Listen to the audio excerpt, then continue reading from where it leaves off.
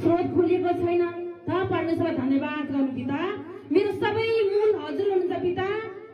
मैले जन्मजात छोरा बगेर पनि आइन, श्रीमान बगेर पनि आइन। तपाईले मलाई बनाउनु भएको छ भने तपाईले दिएको यो सम्बन्ध नातालाई पनि तपाईले येशूको नाममा मिलाइसक्नु भयो पिता।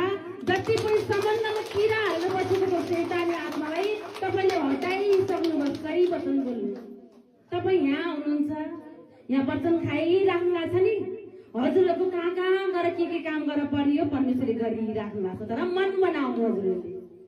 परमेश्वर भन्नुहुन्छ संसारका मान्छेले देखेर विश्वास गर्छन्, तर मेरा प्रिय सन्तानहरू तिम्रो अगाडि आशिष देखिएको छैन होला, तिम्रो अगाडि धन प्रकट भएको छैन होला, परिवार मिलेको छैन होला।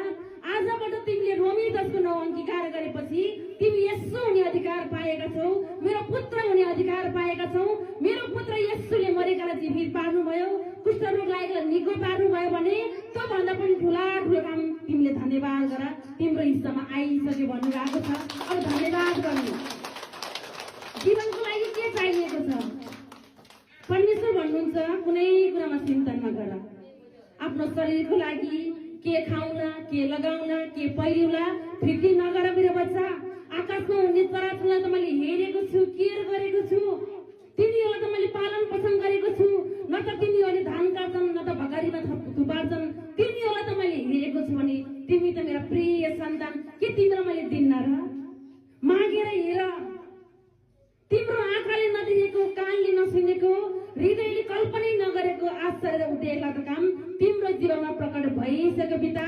धन्यवाद गर्नु ईश्वरलाई। अब के गर्ने होला, कसलाई सुनाउने होला, उपाय के होला, कुन चाहिँ विधि कुन चाहिँ सिधी गर्ने होला, नुहाउने होला कि खाली पेट बसेर जाने होला कि कुन चाहिँ बाख्रालाई चढाउने हो कि कुन चाहिँ बोकालाई चढाउने हो? नै, जब येशू मसीह मर्नुभयो सबै समस्या मरे। जब येशू मसीह 3 दिनको दिन जीवित हुनुभयो त सबै मार्गमा जीवित पिताले गरिदिए।